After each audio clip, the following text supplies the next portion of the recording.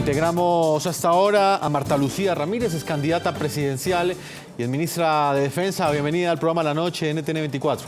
Jefferson, muy buenas noches también acá a los doctores Juan Ricardo Ortega y Alberto Lozano y a toda su audiencia en especial.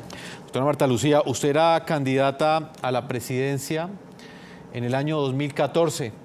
Hoy la Fiscalía entrega nuevos indicios de unas supuestas contribuciones que habría hecho Odebrecht, no solamente a la campaña de Óscar Iván Zuluaga, sino también a la campaña del hoy presidente de Colombia, Juan Manuel Santos. ¿Qué opinión tiene usted frente a estas revelaciones que ha hecho el fiscal en las últimas horas?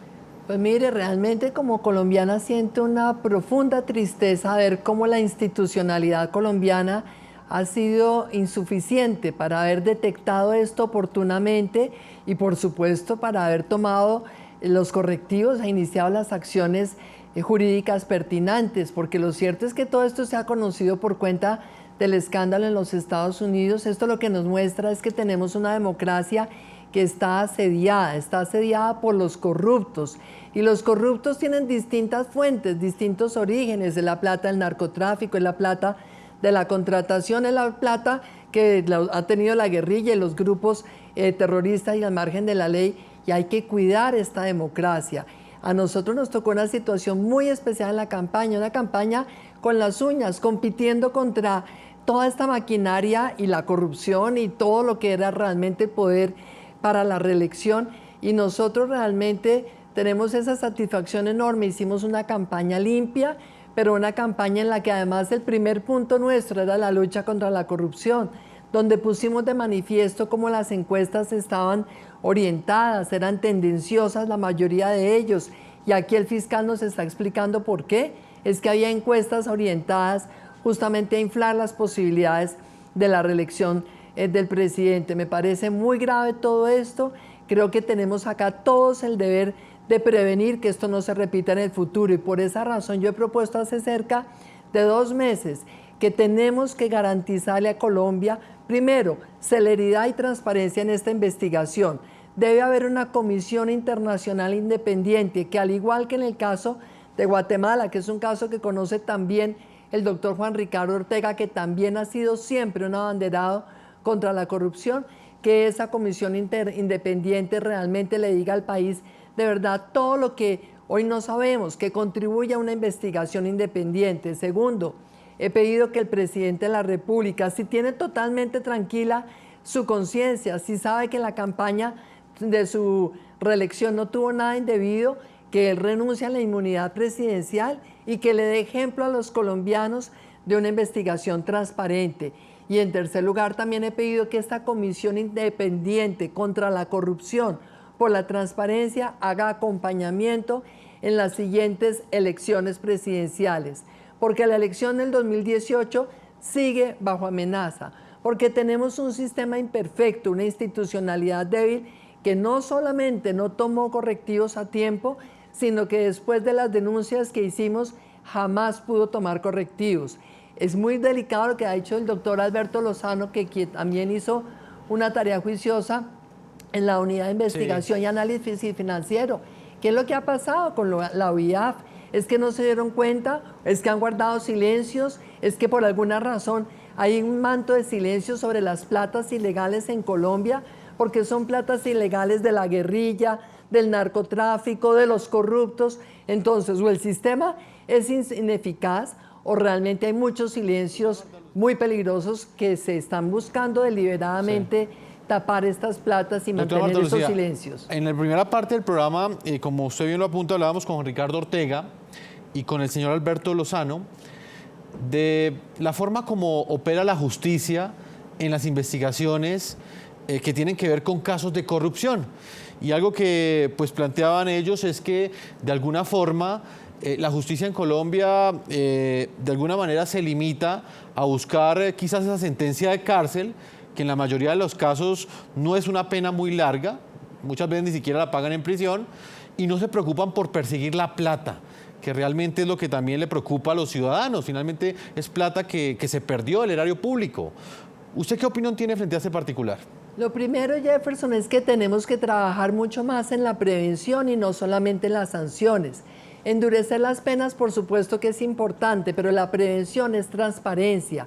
Fíjese que en la campaña nuestra, por ejemplo, hemos propuesto que se levantara la reserva bancaria de todos los contratistas del Estado para que haya absoluta capacidad de identificar cada peso de los anticipos y de los saldos finales, a dónde va, cuánto valen los contratistas, la tecnología, la asistencia técnica, todo lo demás, y conocer también cuáles son los márgenes que tienen los contratistas del Estado para que también la administración de impuestos opere eficazmente. Segundo, la prevención es muy importante, inclusive en que realmente acá tengamos nosotros la capacidad, por ejemplo, en cada uno de los funcionarios que entran a la administración, que se sepa exactamente cuál es el patrimonio que tienen al entrar y cuál es el que tienen al salir ellos, sus esposas, sus hijos menores y hasta sus padres, porque es que hay muchos casos de testaferrato utilizando a la familia directa. Tercero, lo que usted está diciendo, van a la cárcel por 4 o 5 años con toda clase de beneficios, tienen su casa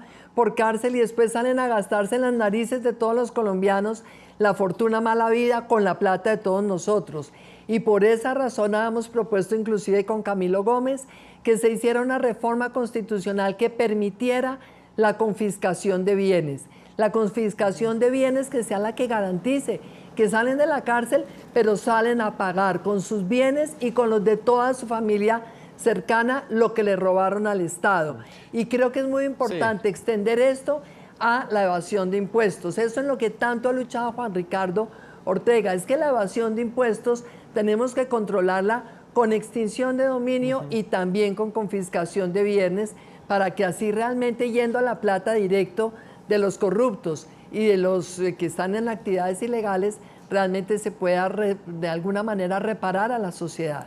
Odebrecht también habría jugado un rol en el conflicto armado en Colombia.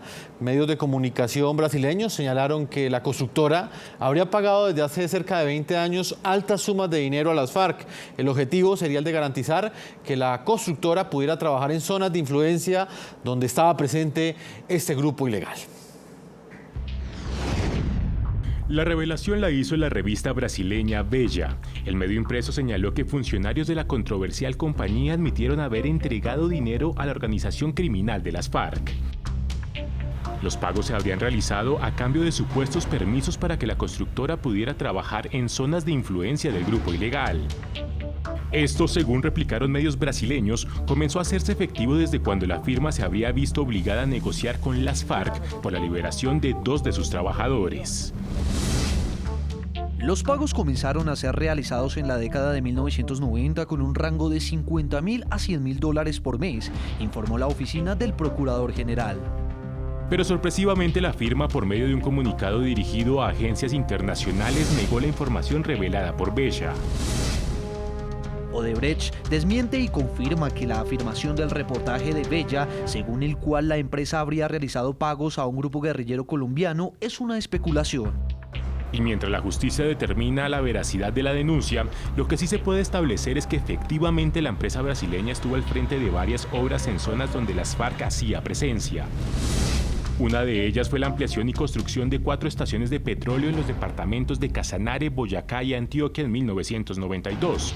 Estos puntos hacen parte del oleoducto Cusiana-Coveñas, blanco de múltiples atentados de la guerrilla. En esas zonas hicieron presencia el bloque oriental y el bloque Iván Ríos de las FARC. Entre tanto, la mayoría de los integrantes del secretariado del grupo ilegal han guardado silencio ante la noticia. Alias Jesús Santrich, en una entrevista al periódico Página 12 de Argentina, dijo lo siguiente: No vamos a hacer ninguna afirmación a favor o en contra de Odebrecht. Francamente, no creo que Odebrecht haya financiado a las FARC. Desde la oposición política en Colombia se advirtió que este caso podría quedar en la impunidad. Se juntaron el hambre y las ganas de comer, solamente que los unos, los de Odebrecht, van a pagar cárcel bien ganada y los otros, los de la FARC, ni un solo día de ello. De comprobarse la denuncia periodística, el debate que se abre es sobre la facultad que tendría sobre este caso el aún no creado Tribunal Especial para la Paz. Señor Alberto Lozano, el director de la UIAF, en algún momento en el pasado aquí en el programa de la noche hablábamos con usted de la forma también como las FARC en este momento tenía esos dineros que acumuló durante el tiempo que estuvo en la ilegalidad.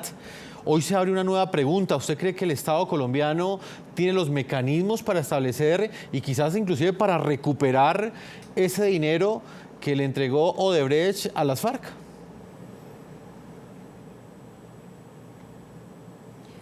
Sí, yo creo que este caso, esta situación, sirve para ver si la negociación de La Habana en el tema de finanzas quedó bien cerrada o no y qué mecanismos tiene el Estado colombiano. Recordemos que en La Habana no se planeó ni no se dejó previsto una amnistía patrimonial.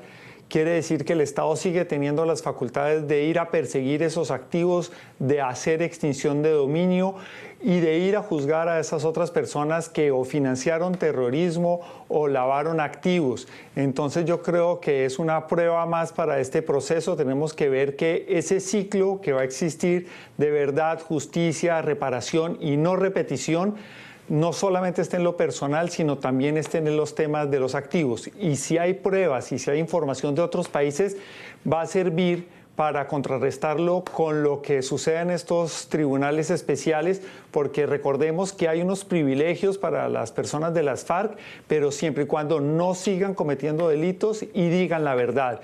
Entonces, esta información externa, esta información de las víctimas o otros países, va a ser una prueba muy interesante, porque algunos miembros de las FARC podrían llegar a perder sus privilegios, su estatus especial, y además se podrían perseguir estos bienes en manos de cualquier persona, sea de las FARC o no sea de las FARC. Señor Juan Ricardo Ortega, ¿usted qué opina? No, yo creo que Alberto lo dijo divinamente. Acabamos de ver el acuerdo y muchas de las mentiras que se dieron sobre el acuerdo que garantizaba impunidad, si uno lo lee con cuidado, claramente no garantiza impunidad y está la potestad del Estado de investigar, y si las FARC no colabora plenamente y no dice la verdad, todo lo que se demuestre va a quitarle los beneficios que se negociaron. Entonces acá vamos a ver, esta es una prueba de fuego de cuál es el compromiso de las FARC con la verdad y con el cambio, y cuál es la capacidad del Estado de hacer honrar lo que negoció. Doctora Marta Lucía, lo cierto es que horas después de que esta revista brasilera hiciera esta denuncia, abogados de Odebrecht la desmintieron. Inclusive las mismas FARC dijeron que no tenían conocimiento de ese tipo de pagos. ¿A qué cree usted que responde quizás ese cruce de versiones inicial entre lo que dijo Marcelo Odebrecht, aparentemente a la justicia brasilera, y qué consecuencias cree usted que puede tener específicamente para una empresa el confesar que en este caso financió un grupo al margen de la ley, un grupo terrorista en la década de los 90? Pues yo sí creo que hay que creer en esa primera versión de Marcelo Odebrecht, porque al final del día, digamos que eso que surge al comienzo espontáneamente, quizás está menos elaborado, quizás lo ha evaluado mucho menos con sus abogados, porque es que financiar un grupo terrorista sí tiene consecuencias muy delicadas. Ahora, lo que pasa es que una cosa era financiarlo antes del acuerdo con las FARC y otra financiarlo después del acuerdo con las FARC, porque curiosamente, Jefferson, hoy por hoy casi que financiar el grupo sería menos grave que si se hubiera conocido esta financiación antes del acuerdo. Ahora entonces ellos pueden decir que simplemente fueron unos terceros civiles que obligados por el conflicto entonces tuvieron que financiar, y terminarían entonces quedando también impunemente esa financiación, mientras que antes del acuerdo esto tendría unas consecuencias desde el punto de vista penal muy drásticas. Y en cuanto a si esta va a ser la prueba de fuego, yo creo que sí, en parte, pero también fíjense que Santrich se cuida mucho en los términos. Ellos dicen que hasta donde ellos sepan no hubo financiación, y como al final del día ustedes saben también que en ese acuerdo nunca se reconoció expresamente por parte de las FARC ni su participación en el narcotráfico, ni tampoco las fuentes de recursos ilegales que ellos recibieron. Yo creo que va a ser muy difícil y habría que hilar muy delgado para lograr realmente que ellos digan toda la verdad sobre quiénes les dieron a ellos vacunas o financiación, o quienes voluntariamente, porque que les gustaba el proyecto, ellos les estaban apoyando. Pero sí hay que decir, es totalmente reprobable, hay que rechazar por parte de todos los colombianos que haya empresas nacionales o extranjeras que hayan estado aupando y financiando a los grupos terroristas en Colombia. Esto lo vivió Colombia cuando la MANESMAN hace 30 años,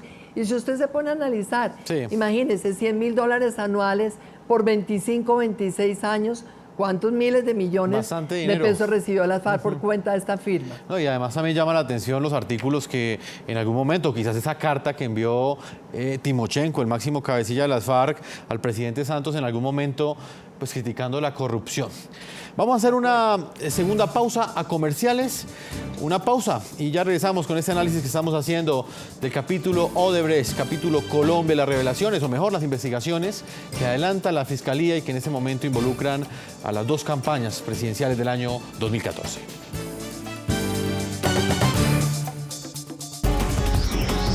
Ya regresamos con La Noche.